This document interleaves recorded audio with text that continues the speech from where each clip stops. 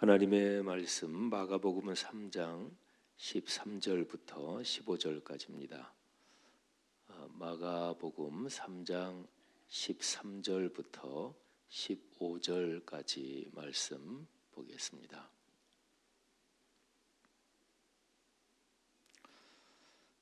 하나님의 말씀 저와 여러분이 같이 봉독하겠습니다.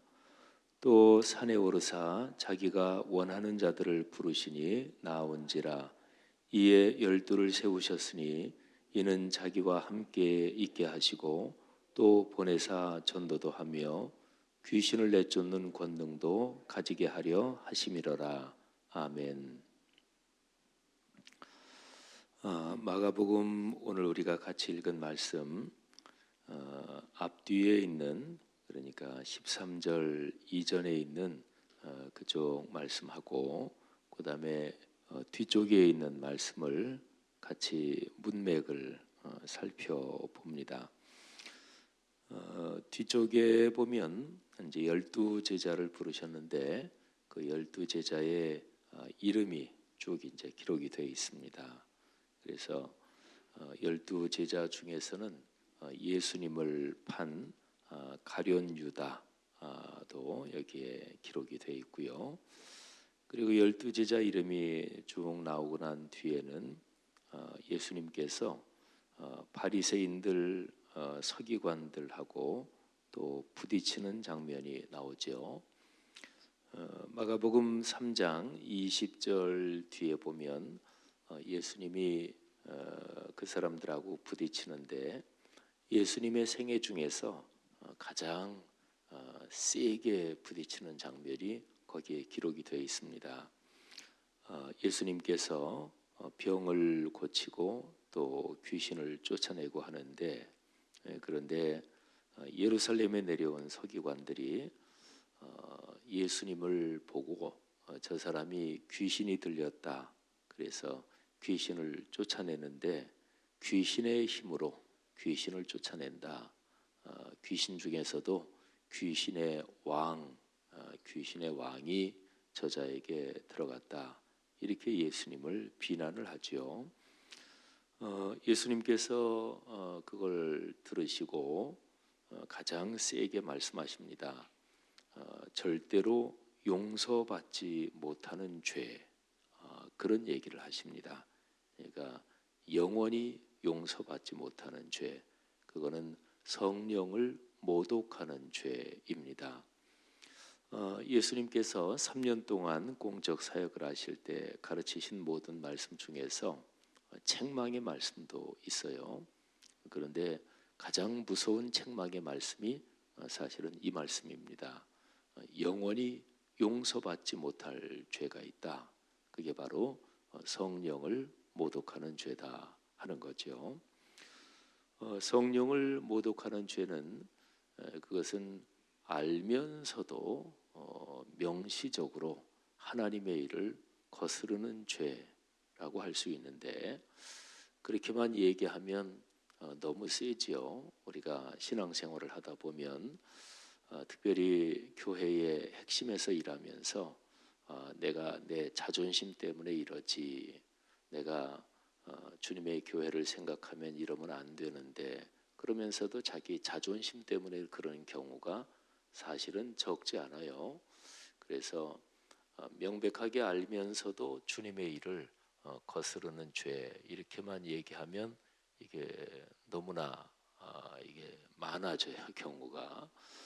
그래서 명백하게 알면서도 주님의 일을 정면으로 거스르고, 그리고 계획적으로, 그리고 지속적으로 복음을 방해한다. 그러면 성령을 거스르는 죄, 이렇게 될 것입니다.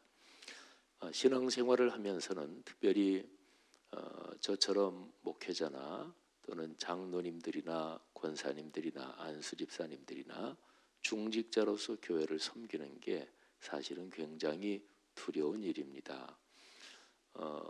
초신자들이나 또는 예수를 안 믿는 사람들, 오늘날 우리 사회에서 기독교를 대놓고 공격하는 사람들 꽤 있어요. 그리고 어떤 사이트들 중에서는 아예 그 사이트의 목적이 뭐냐면 기독교를 박멸하기 위해서, 기독교를 공격하기 위해서 우리 사이트는 활동한다, 이렇게 대놓고 하는 사이트도 있어요. 근데 그런 사람들의 죄가 성령을 모독하는 죄는 아닙니다. 그건 왜냐하면 알면서 하는 게 아니니까. 그 사람들은 복음이 뭔지를 모르고 그러기 때문에 그런 거니까요. 오늘 이 본문, 요 읽은 본문 뒤쪽입니다마는 서기관들, 예루살렘에서 내려온 서기관들, 이 사람들이 바리새인들인데요. 이 사람들은 복음의 핵심을 사실은 성경 말씀을 아주 정확하게 알고 있는 사람들이었습니다. 그러면서 자기들이 가진 기득권, 권력을 위해서 예수님을 지속적으로 집요하게 또 계획적으로 공격하면서 방해하고 있는 거죠. 그래서 예수님이 성령을 모독하는 죄, 말하자면 예수님께서 12제자를 부르실 때 그때 상황이 어떠했느냐, 이제 그 얘기를 지금 드리는 거예요. 예수님이 12제자를 부르실 때 상황은 예수님을 공격하는 그 공격이 무지무지하게 강할 때였습니다. 그 다음에요, 오늘 우리가 봉독한 본문 그 앞쪽을 보면 무리들이 예수님께 굉장히 몰려드는 상황입니다. 7절부터 12절에 보면 예수님께서 가버나움 그 동네에서 사람들이 너무나 많으니까 예수님이 사실은 한적한 곳으로 좀 물러가십니다. 3장 7절에 보면 예수님께서 바다로 물러가셨다. 그러니까 물러가셨다는 것은 사역의 현장에서 좀 뒤로 빠져 계셨다, 이런 얘기죠. 그런데 물러가셨는데도 많은 사람들이 예수님의 소문을 듣고 예수님한테 찾아옵니다. 3장 7절 8절 여기에 보면 예수님께 찾아온 사람들, 어디에서부터 예수님께 왔는지 그 지역이 나옵니다. 유대, 예루살렘, 이두메, 요단강 건너편, 또 두로와 시돈, 이 지명들이요, 이거는 온통 사방을 다 지금 가리키고 있습니다. 그러니까 이스라엘 경계를 넘어서 저 북쪽, 이스라엘 바깥에, 그게 두로와 시돈입니다. 또 예수님이 지금 사역하고 계시는 장소는 이스라엘에서 북쪽 갈릴리 지역이거든요. 그런데 저 남쪽 유대 예루살렘, 또 요단강 저 건너편이 이두메인데요. 그러니까 예수님의 인기가 굉장히 높아지고 수많은 사람들이 예수님께 찾아와서 집에 들어가서 식사하러 들어가셨는데 식사할 시간도 없을 정도로 예수님께 사람들이 많이 나오고 이런 상황이었습니다. 이거를 가만히 생각해 보면 굉장히 많은 사람들이 예수님께 몰려 나오고 있었고, 말하자면 세상적으로 보면 예수님 사역이 성공하고 있잖아요. 그것도 대단히 성공하고 있죠. 그러면 수많은 사람들이 나오니까 그 많은 사람들을 좀 어떻게 잘 조직하고 또 그 많은 사람들, 그 사람들에게 신경을 써야 되잖아요. 그렇죠?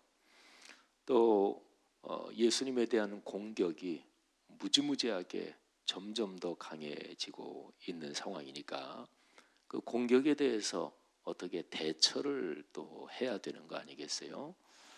사실은 3장 6절에 보면 바리새인들이 헤롯 땅과 함께 모의해서 예수님을 죽이려고 모의한다, 의논한다, 이런 말이 기록이 되어 있습니다.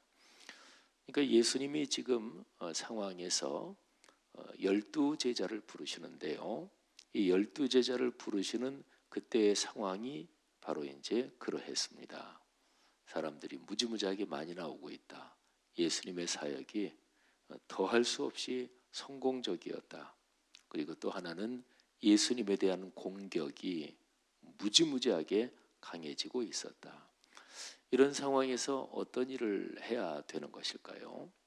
제일 현명한 대처는 어떤 것일까요?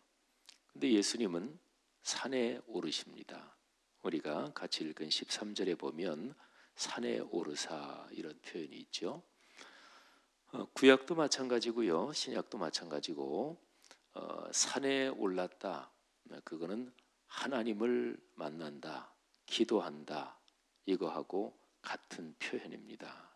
그러니까 성경에서 산 이거는 하나님을 만나는 장소입니다. 구약 성경에서 모세가 시내 산에서 하나님을 만나죠. 그리고 이스라엘 백성을 건져내라고 부름을 받습니다. 그리고 이스라엘 백성을 데리고 애굽에서 나와서 자신이 부름받은 그 산으로 다시 가서 거기에서 하나님의 말씀을 받습니다. 또 엘리야가 호렙산에서 하나님의 능력을 체험하죠. 마태복음에 보면 예수님은 또 높은 산에 베드로, 야고보, 요한 세 제자를 데리고 올라가서 거기에서 천국의 영광을 체험하십니다. 그러니까 산은 하나님을 만나는 장소입니다. 예수님의 사역이 굉장히 많은 사람들이 몰려 나오면서 성공적인데 그때는 사람에게 더 신경을 써야 될 때잖아요. 마땅히. 또 예수님에 대한 공격이 무지무지하게 세지니까 그 못된 사람들에게 대처하는데 신경을 많이 써야 되죠. 그런데 예수님은 이런 상황에서 예수님을 지지하는 지지자들에게 더 신경을 쓴 것도 아니고요. 또 예수님을 공격하는 그 못되고 악한 사람들, 그 사람들에게 신경을 쓰면서 대처하시는 것도 아니고 예수님은 산에 올라서 하나님 아버지를 만나셨습니다. 이것이 우리 그리스도인들이 상황에 대처하는 올바른 방법이지요. 내가 하는 어떤 일이 굉장히 성공적으로 잘 될 때 그때 하나님을 만나야 됩니다. 그러지 않으면 교만에 빠지지요. 그리고 이른바 세상적인 성공에 취해서 망가집니다. 목사도 마찬가지고요. 장로, 권사, 안수집사 다 마찬가지고 교회도 사람들이 많이 모이면 그 교회는 망가질 가능성이 커집니다. 교회 자체가 교만해져요. 커졌다 그래서 교만해지고 그러면서 하나님의 복음을 잃어버리고 세상적으로 자랑하고 이렇게 되는 거죠. 내가 어떤 사람들과의 관계가 좋지 않을 때 또 내가 난 잘못한 게 없는데 무고하게 공격을 받을 때가 있죠. 살면서는 그럴 때가 있어요. 그럴 때도 하나님을 만나야 됩니다. 그때 하나님을 만나고 또 말씀을 묵상하고 기도하지 않으면 그러면 나는 까닭없이 공격을 받는데 내 마음이 망가집니다. 왜냐하면 나를 공격하는 사람들이 미울 거 아니겠어요, 그죠? 또 복수하고 싶은 마음이 생길 거 아니겠어요? 사람한테 그야말로 자연스러운 일입니다. 어떻게 보면 인지상정이죠. 근데 그렇게 되면 자기의 마음과 영혼이 망가져요. 그래서 그리스도인으로 살아가면서 이런저런 쉽지 않은 상황이 있을 때 그때 제일 중요한 것은 내 마음과 영혼을 지키는 것입니다. 내 마음과 영혼이 모질어지지 않도록 독해지지 않도록 지키는 것입니다. 신앙적으로 담대하다 이거하고 내 마음이 독해진다 이거하고는 다른 거죠. 그렇죠? 신앙적으로 담대한 마음을 갖는다. 이거는 하나님이 주신 마음으로 용기를 잃지 않는다 하는 걸 말하죠. 예수님은 그렇게 산에 오르셔서 하나님 아버지를 깊이 만나셨습니다. 여기 마가복음에 12제자를 부르시는 장면인데요. 다른 복음서에 보면 예수님께서 밤이 맞도록 그러니까 밤새도록 기도를 하셨다 이렇게 기록이 되어 있고요. 밤새도록 간절히 기도하신 뒤에 12제자를 부르십니다. 어쨌든 예수님은 산에 오르사 하나님 아버지와 깊이 만나신 거지요. 사랑하는 성도 여러분들이요, 여러분의 삶에서 어떤 일이 잘 되고 또 여러 가지 복을 받을 때 하나님 만나는 자리 더 찾으시기를 바랍니다. 예배의 자리를 더 찾으셔야 되고 기도의 자리 더 찾으셔야 됩니다. 또 여러분의 삶에서 이런저런 어려움이 있을 때 당연한 일인데요, 하나님을 더 찾으시기를 바랍니다. 그래서 주님 만나고 주님의 음성 듣고 또 공예배의 자리를 지키면서 주님의 음성에 귀를 기울여야 하는 거지요. 예수님이 12를 부르시는데 오늘 우리가 읽은 3절 길지 않은데요, 여기에서 12를 부르신 이유 또는 이 상황에서 중요한 것이 있습니다. 14절 뒤에 보면 또 보내사 전도도 하며 귀신을 내쫓는 권능도 가지게 하려 하십니다. 이렇게 기록이 되어 있죠. 12제자를 불러가지고 그 사람들을 파송해서 복음도 전하고 귀신도 내쫓게 이 일을 맡기려고 12를 부르셨다 그랬죠. 그런데 12제자를 부르는 장면에서 제가 지금 말씀드린 이거는 2차적입니다. 그러니까 12제자를 파송한다, 그리고 복음을 전도한다, 귀신을 내쫓는다, 이거는 제일 중요한 게 아닙니다. 이거는 2차적인 일입니다. 우리가 그리스도인이 너무나 잘 아는 사도행전 1장 8절 말씀이 있죠. 오직 성령이 너희에게 임하시면 너희가 권능을 받고 예루살렘과 온 유대와 사마리아와 땅 끝까지 이르러 내 증인이 되리라 하시니라. 아멘. 근데 이 사도행전 1장 8절 말씀에서 복음을 증언한다, 뭐 1장 8절은 전도하게 된다 이런 말씀이잖아요. 근데 1장 8절 말씀에서 복음을 전한다, 전도한다, 이거는 둘째 문제입니다. 그게 제일 중요한 게 아닙니다. 말하자면 증인이 되는 거, 인자가 사람 인자잖아요, 그죠? 그러니까 복음을 전할 수 있는 사람이 되는 거, 그리스도의 사람이 되는 거, 신앙 됨됨이가 되는 거, 그 얘기를 1장 8절은 우선적으로 하고 있는 거예요. 그러니까 사람, 그리스도의 사람이 되지 않고서 복음을 전하니까 복음 전도가 프로그램이 되는 것이고, 그러면서 거기에서 문제가 발생하는 거죠. 오늘 여기 12제자를 부르시는 이 장면에서도 12제자를 보내서 전도하게 한다, 귀신을 내쫓는 권능도 주신다, 이거는 둘째 문제입니다. 그보다 먼저 필요한 것이 자기와 함께 있게 하신다, 바로 이것입니다. 예수님이 바로 그러신 거잖아요. 예수님은 사역을 하시면서 그 어떤 경우에도 하나님 아버지와 함께 있는 시간을 제일 소중하게 생각하셨습니다. 한적한 곳에 가서 기도하셨고, 또 오늘 이 말씀에 앞뒤 문맥을 우리가 살펴봤잖아요, 그죠? 사람들이 무수하게 많이 오는데 그 사람들에게 신경 쓰는 게 아니라 사람들이 많이 몰려오면 예수님은 아이고 하나님 아버지 만나야지, 말씀과 기도의 자리로 가야지, 그러니까 사람들이 많이 몰려오는 거를 말씀과 기도의 자리로 가야 된다, 이런 사인으로 예수님은 아셨어요. 또 여러 가지 어려움이 있고 공격을 받을 때 그때도 예수님은 말씀과 기도의 자리로 가야지, 이런 사인으로 예수님은 받아들이셨습니다. 사도행전 6장 1절부터 7절에 거기에도 그 사실이 잘 나타나 있습니다. 예루살렘 교회에 제자가 점점 더 많아집니다. 그리고 거기에 따라서 이게 문제도 발생했어요. 그때에 베드로를 비롯한 사도들이 가만히 생각하다가 우리 교회에 말씀과 기도가 언제부터인가 모르게 약해졌구나, 이 생각을 하면서 다시 말씀과 기도에 집중하는 장면이 거기에 기록이 되어 있죠.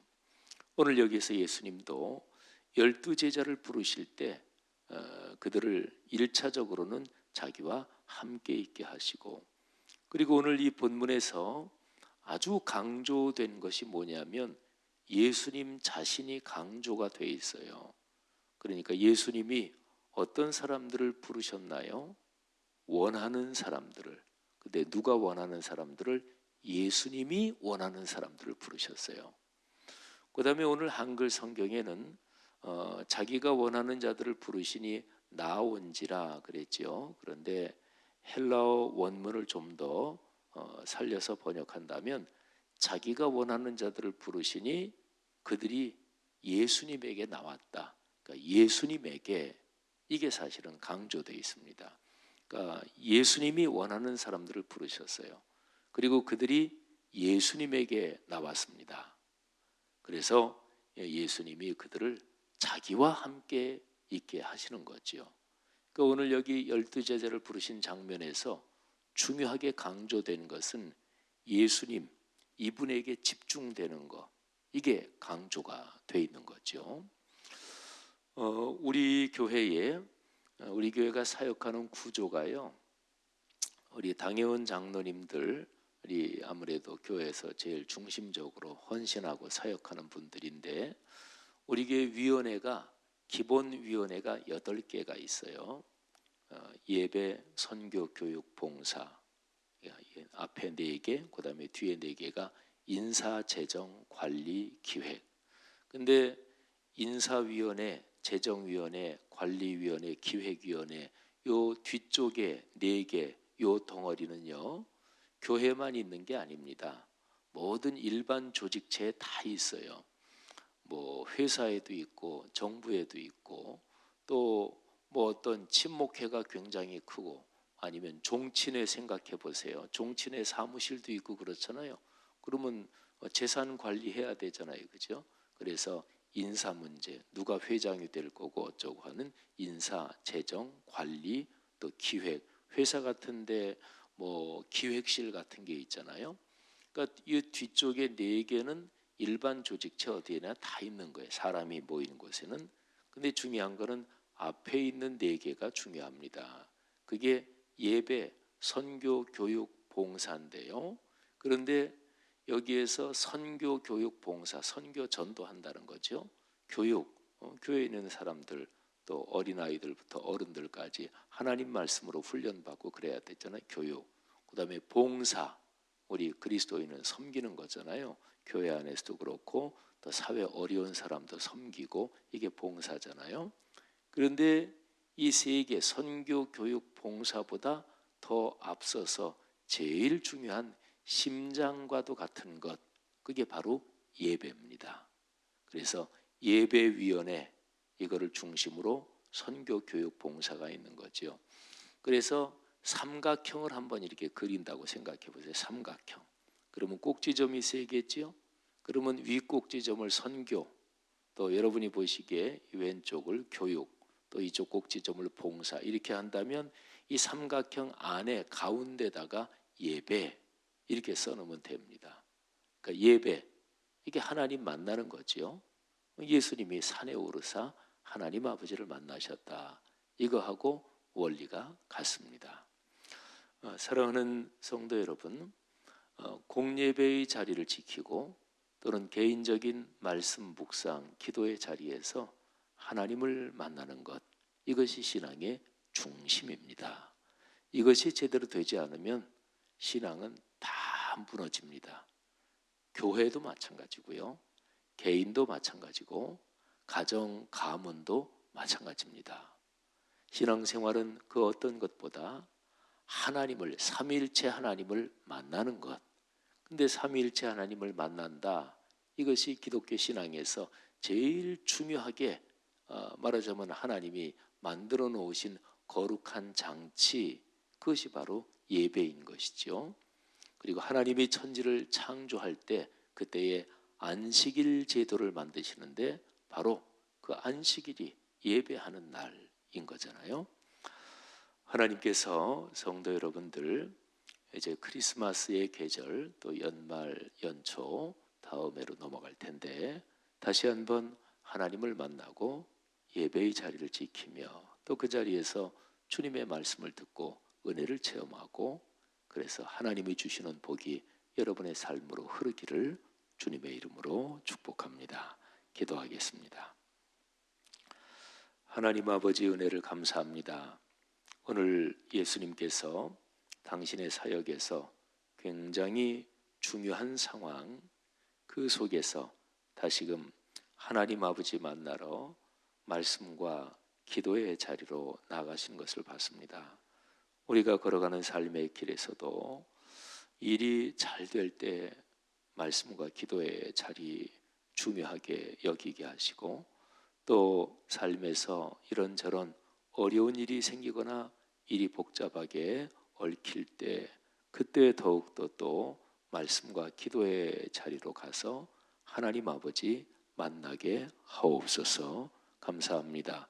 오늘 하루도 또 그렇게 주님 손 붙잡고 걸어가며 복받는 하루 되게 축복하여 주시옵소서. 예수 그리스도 이름으로 간절히 축복하며 기도 올립니다. 아멘.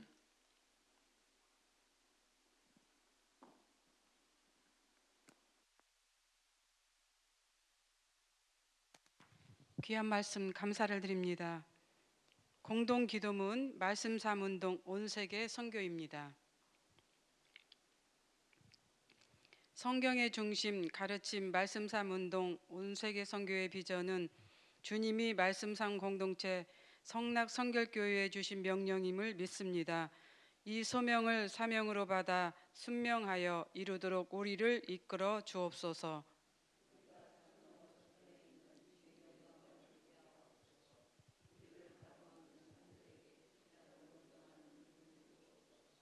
문제를 통찰하는 지혜와 한계를 넘어서는 용기를 주시며 하나님 나라를 위해 헌신하는 사람들을 보내주시어 거룩한 영적 부흥을 함께 누리고 나누게 하옵소서. 아멘. 주님이 가르쳐 주신 기도 드리겠습니다. 하늘에 계신 우리 아버지, 아버지의 이름을 거룩하게 하시며 아버지의 나라가 오게 하시며 아버지의 뜻이 하늘에서와 같이 땅에서도 이루어지게 하소서.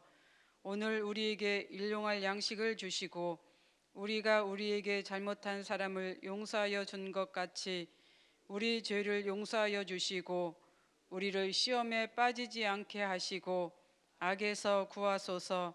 나라와 권능과 영광이 영원히 아버지의 것입니다. 아멘. 공동 기도 제목입니다. 지금 들은 말씀이 내 삶으로 이어지게 하옵소서. 연말 사역이 은혜 가운데 하나님의 뜻대로 잘 진행되게 하여 주소서. 이번 주일 진행되는 사무총회를 인도하시고 축복하소서. 하나님 말씀으로 거룩하여지고 귀하게 쓰임받는 그리스도인들이 되게 하여 주옵소서. 시애틀 리누드에 세워진 로고솔라이프 교회 및 미션 센터의 사역을 축복하소서. 성도들의 가정과 사업 위에 하나님의 은혜와 축복이 넘치며 형통함이 가득하게 하소서. 한반도 주변의 국제정세 가운데 하나님의 정의와 평화가 실현되게 하소서.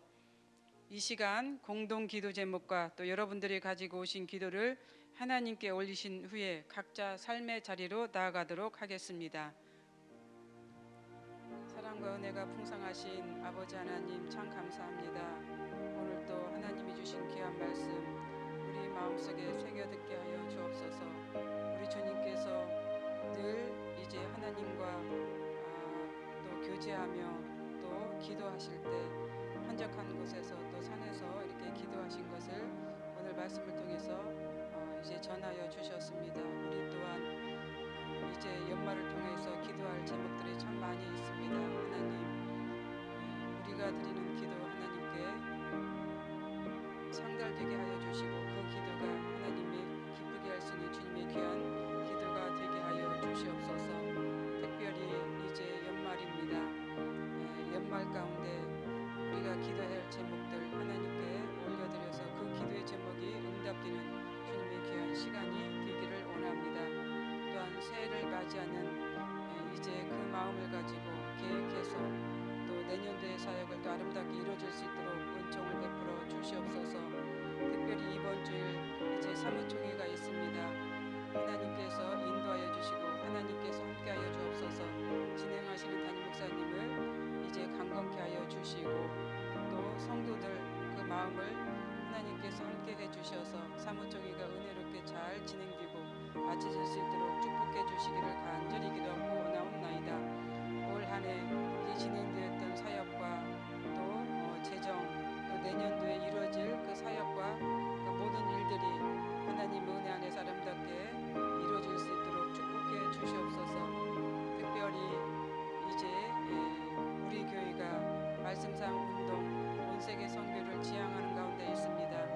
또한 말씀상 이제 사역을 더 깊게 높게 이제 이렇게 계획을 세워서 이제 진행하고 있는 이 말씀상 사역을 하나님이 축복해 주셔서 우리 성도들로 하여금 모두 하나님 말씀에 이제 기쁨을 가지고 이제 할 수 있도록 은총을 베풀어 주시기를 간절히 기도하고 원하옵나이다. 우리 성도님 한 사람 한 사람들 하나님 말씀을 통해서 행복하고 즐거워질 수 있도록 역사하여 주시옵소서. 어떤 구역에서도 이제 이 말씀을 가지고 나눔을 가질 수 있도록 은총을 베풀어 주시고 이 말씀을 통해서 더욱더 구역이 활성화되고